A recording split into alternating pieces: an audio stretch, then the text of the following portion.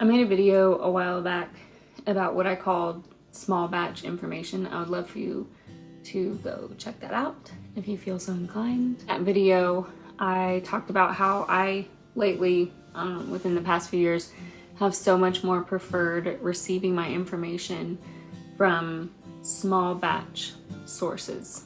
I love watching people's YouTube videos, listening to people's podcasts, reading people's Substacks and newsletters.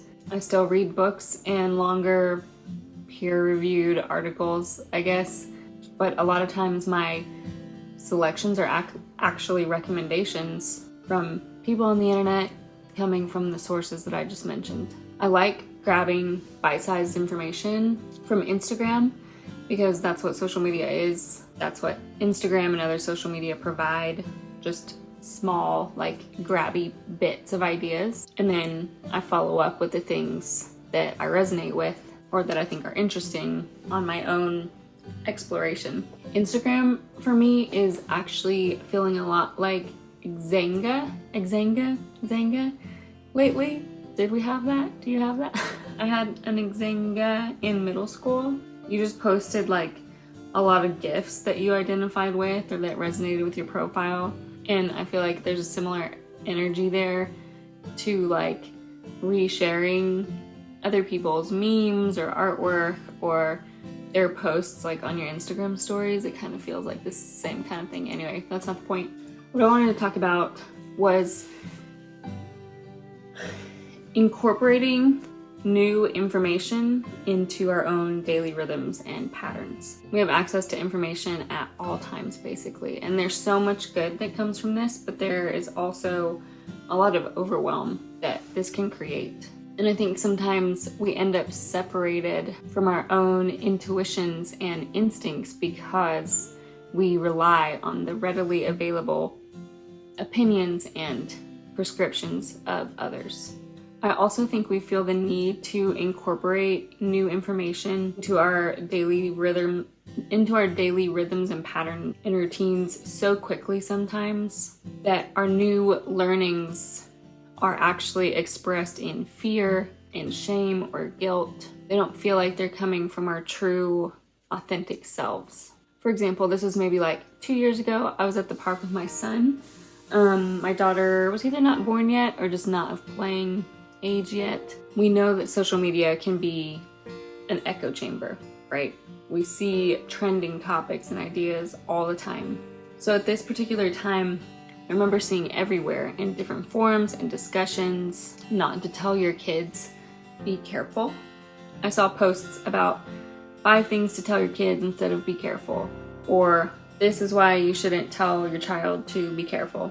And I get the sentiment behind this idea. I think usually the argument here is that you want to allow your child to establish their own sense of safety and boundaries and establish confidence in their own abilities and understanding of their own bodies. And that's fantastic. And to be honest, like maybe I wouldn't have had that type of consideration or those thoughts, as a first-time mom if I hadn't seen those discussions on social media. But I saw something around that time that really made me question what kind of information I incorporate into my own beliefs. So like I said, I was at the park with my son and there was a small group of mom friends there talking while their kids played. One of the kids did something somewhat risky, I suppose, because the mom responded to whatever her child did by saying out loud to her child, like, be careful. And then she turned back to her friends and said, oh, no, I shouldn't say that. I shouldn't say be careful. You're not supposed to say be careful.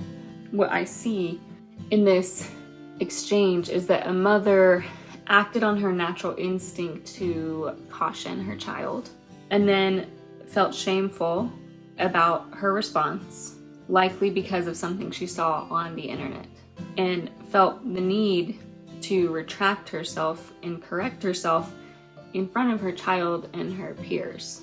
This is an example that I'm for sure like adding my own interpretations to, but to me, it seems as if the mother had not fully integrated the idea that her child is capable of testing their own limits and their own boundaries without her warning into her patterns and belief systems. And that's okay.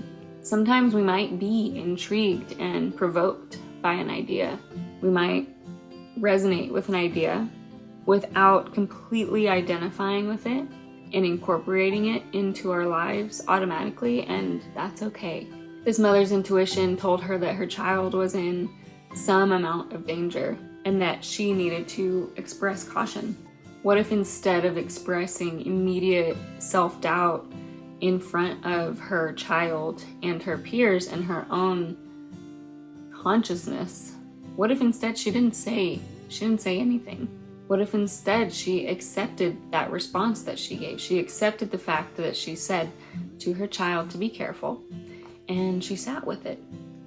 And even considered within herself that thing that she had seen on Instagram or wherever about using other language to help your child establish their own boundaries. Would giving herself the time and space to integrate and explore this new belief, maybe taking the time to ask herself if the caution was totally necessary for her child's safety, or if it was more about her own fears, would giving herself this space feel more empowering than feeling embarrassed that she said the wrong thing? I think so. We've been conditioned out of trusting ourselves and our own intuitions. I think that if this is something you're curious about tapping back into, you have to allow your own authentic self, your own authentic rhythms to shine through.